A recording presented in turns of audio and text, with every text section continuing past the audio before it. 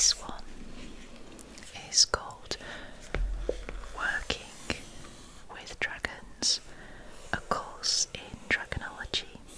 And there's a nice illustration of a dragon, and on this side and this side you have these two green jewels.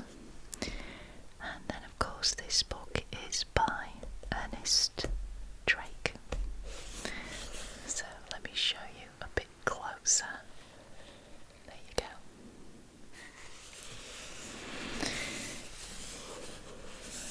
There's the back, and it says, "Are you ready to become a dragon master?" First, Dr. Ernest Drake's Dragonology was discovered in a second-hand bookshop. Now a complete student's course in Dragonology has come to light. Join Dr. Drake in this superbly illustrated textbook as he leads you through 21 exciting lessons, complete with homework suggestions that promise to make you an undisputed expert in Dragonology. And there's a pencil attached to it here. So this is like a sort of like a folder. Can you see? So it's got this this wire connection here.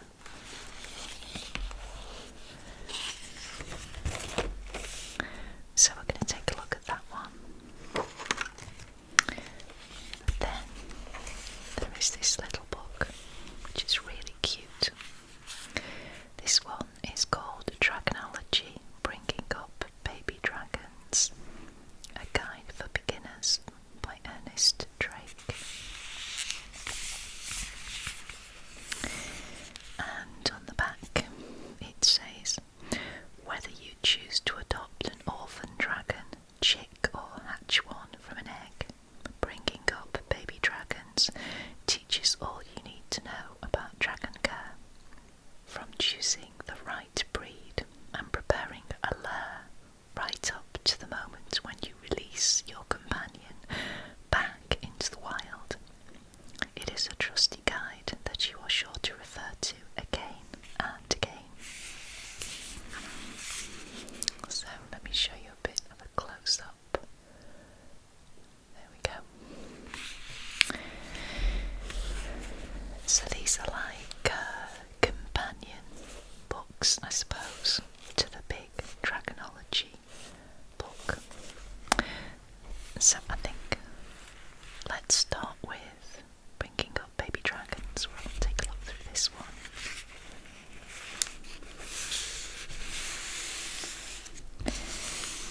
So it's got the same marbling effect as this one actually. You can see on the inside there.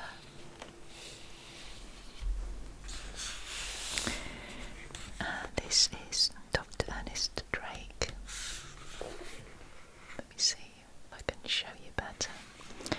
And there's an area where you can put this book belongs to. You can pop your name there. So let's see, what does it say on this side? Emergency advice for calming baby dragons. Inevitably, every baby dragon occasionally exhibits restless behaviour at inappropriate moments. The following method will help calm even the most energetic chick. 1. Using any means possible. First, roll the chick over onto its back. You have already won half the battle. 2. Tickle the chick's soft underbelly until it squeals and the legs kick in the air. 3. Pat the chick's tummy quite firmly with the flat of your hand until it purrs. 4. Scratch the chick's nose. 5. In really extreme cases, loudly sing the chick's favourite dragon lullaby from page 30.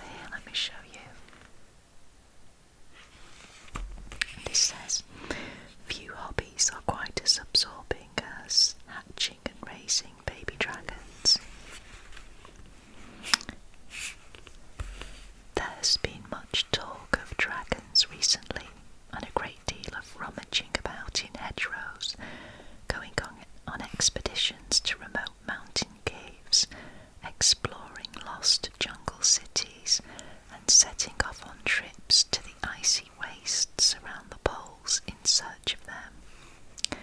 At the secret and ancient Society of Dragonologists, this has been a cause of some anxiety, in case a dragon should fall into the hands of someone who lacked the knowledge and experience to care for it properly.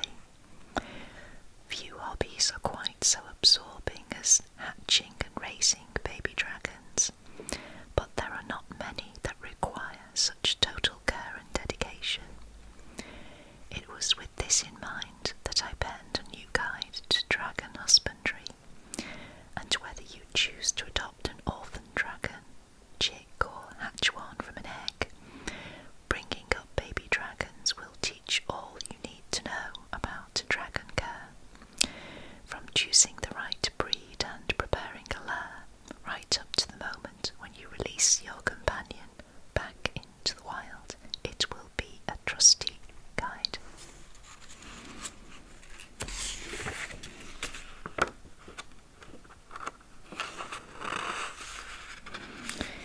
So, we have features of different breeds. Now, this one is called the European Draco accidentalis magnus. Torture the mighty. So this is what it looks like, and this is its egg. You see that? The charcoal brazier used to keep a European dragon's egg hot must be kept in a well-ventilated location. Then we have the Nuka. This is Draco troglodytes. There's the egg. It says a Nuka's egg may be kept warm on top of an ordinary stove. There's the dragon. It's called Weasel. And this one is a frost dragon. It is Draco accidentalis maritimus, and it's called Spitz. This is its egg. A frost dragon's egg must be kept as cold as possible. An arrangement of a fan and a block of ice can help.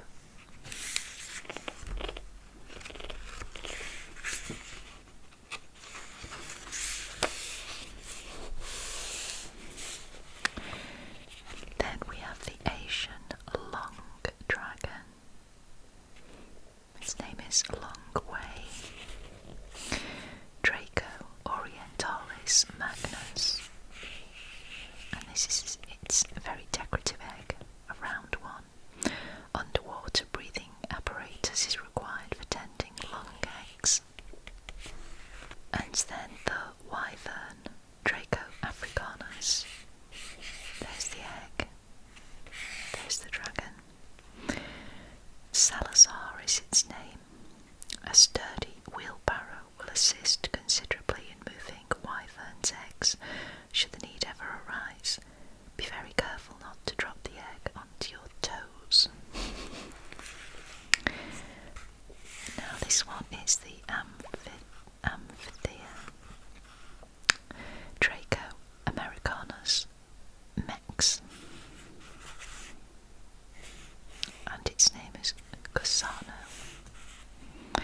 And Amphithea's egg has a rubbery shell, and it can be bounced without harming the embryo inside.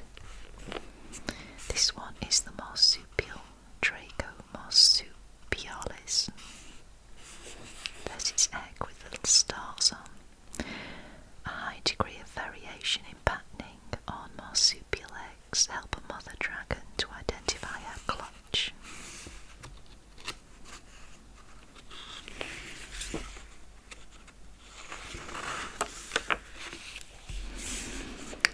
Now here we have rare and exotic breeds.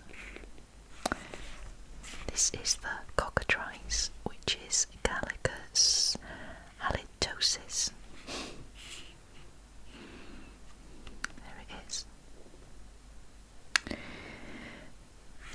this egg, a large tame toad will be required in order to help your baby cockatrice to hatch out properly. And this one is incredibly dangerous because of the power of its fatal breath. This is the American Draco americanus tex. The shell of Draco americanus tex gives off a phosphorescent glow that helps a parent locate it. It's called leather jaw. Then down here we have gargoyle or gargoyle, Draco accidentalis minimus. These extremely resilient eggs can be dropped from a tremendous height with no ill effects of any kind. Handy for those who live in one of the new high-rise apartment blocks.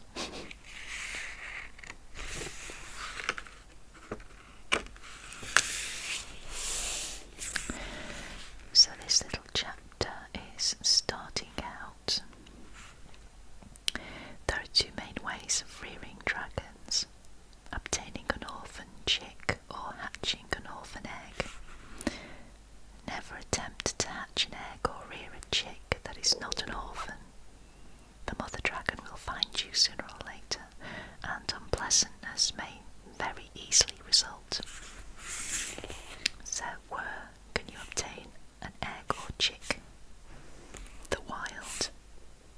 A shady dealer, the secret and ancient society of dragonologists, or a registered dragon breeder.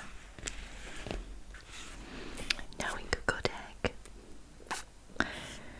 Unlike a curate's egg, a dragon's egg must be entirely good, not just in parts. Test it by seeing if it sinks in boiling water, it will. Dissolves in acid, it will not. Or by unwrapping it, if you can. It's an Easter egg.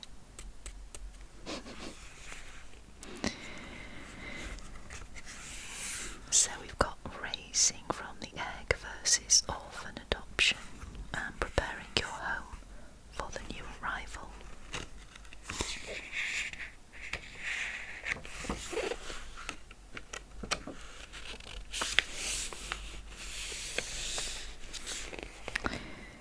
Hatching from an egg.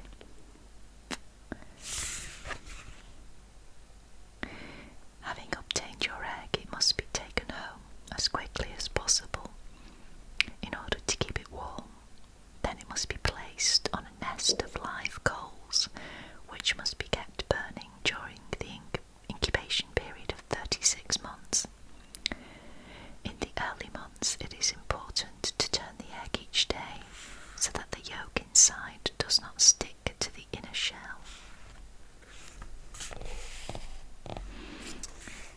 Then you've got to be prepared. Listen for knocking, fetch a hatching tool and smash severely, and then bond with the baby. So do's and don'ts of bonding with the baby. Do refer to yourself as mummy or daddy. Place some shiny objects in the chick's new lair. Spend time with your new chick each day. House train your new chick as quickly as possible. Keep your chick fed. But don't refer to your sister as breakfast or dinner. Leave an iron and flint objects lying around. Leave your chick alone for weeks on end. Ignore bad behaviour. Deal with it as it happens. Run out of food. And there's Dr. Drake's dragon teether. It's a pacifier, or a dummy as we say in the UK. And this is a bag of Dr. Drake's Night Bites dragon treats.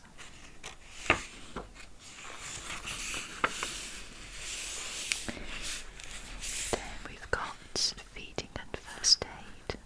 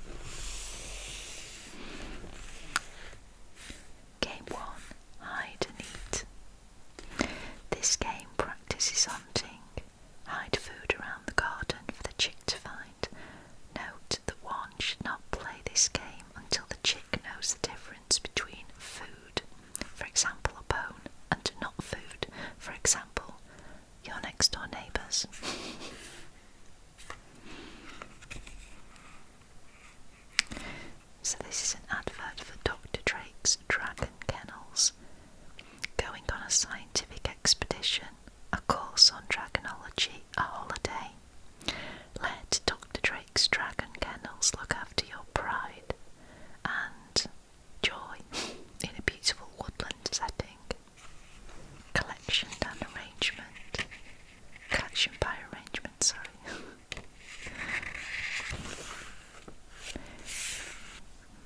Communication, an introduction to dragon signing.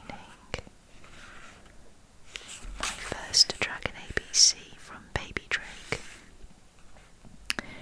A is for amulet, B is for bone, C is for claw, D is for diamond, and E is for egg.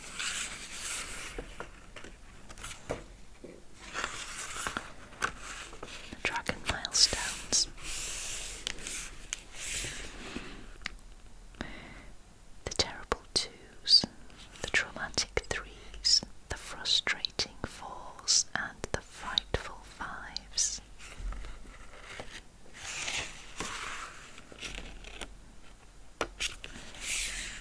Then we have leaving home, releasing a dragon into the wild. New home checklist. Far from human beings, plentiful food supply, no other dragons nearby, large enough area. Possible lure sites nearby, not too hard to visit, the right habitat for the dragon you are releasing. Dragon saddles. Look, let me show you that closer. Can you see it? Try to get it in the camera. Dr. Drake's bespoke dragon saddles, no more riding saws. A smooth ride for a soft backside.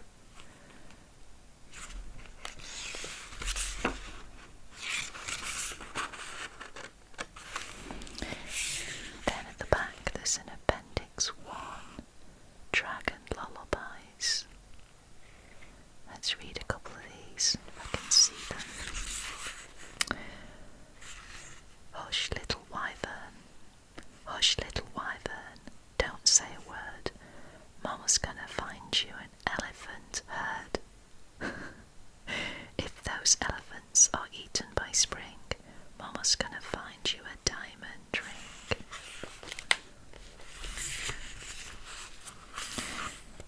Twinkle, twinkle, little star, how I wonder what you are, up above the world so high, like a diamond in the sky. Could I fetch you if I dared, and bring you back to swell my herd?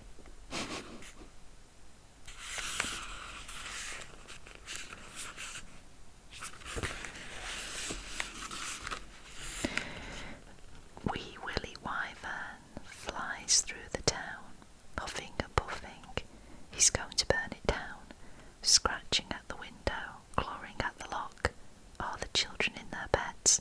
They're going to get a shock.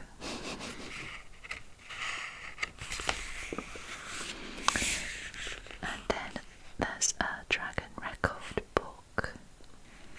Every dragonologist loves to record those extra special comments in their chick's life for posterity. Below you can see a sample of such a record. On the next page there is a blank version that you may copy to use yourself. So there's the name of the dragon, dragon type, age, weight at birth, length of birth, favourite food, favourite toy, first steps, first sign of hoarding behaviour, first words and first flame, and then some other notes.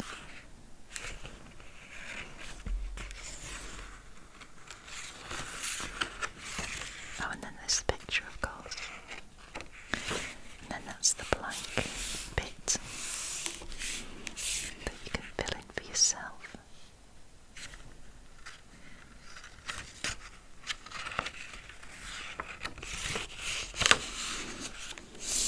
Then on the back, afterward, remember that the study of dragons always species with a view to their conservation and protection can be the start of a lifetime of scientific adventures. If you need more information, I suggest you read my other books, Dragonology and Working with Dragons, which are both available to members of the Secret and Ancient Society of Dragonologists, Ernest, Draco.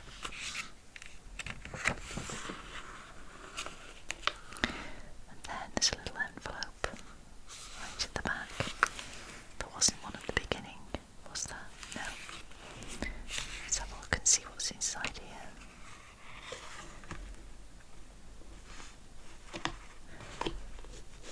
Oh, I think these are stickers. Yeah, they are.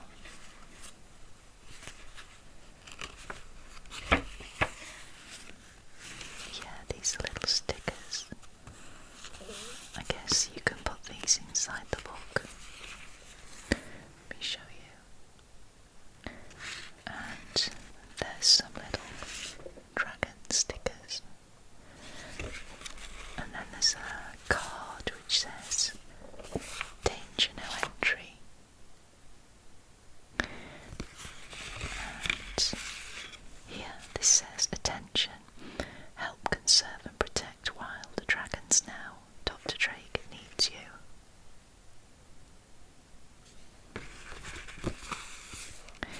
I actually think this is a sticker.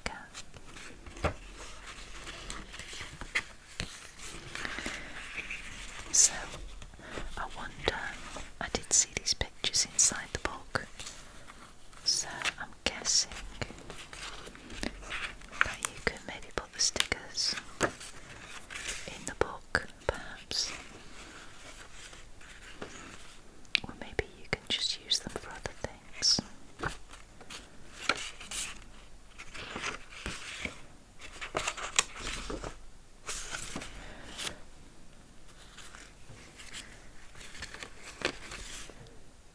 They're quite sweet. There's 2 eggs, the claw, the bone, and the tablet with the dragon on it.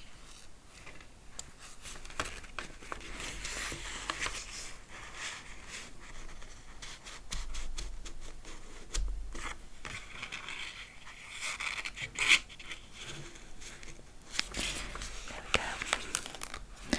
So that is the Dragonology Bringing Up Baby Dragons, a guide for beginners. That's a really sweet little book.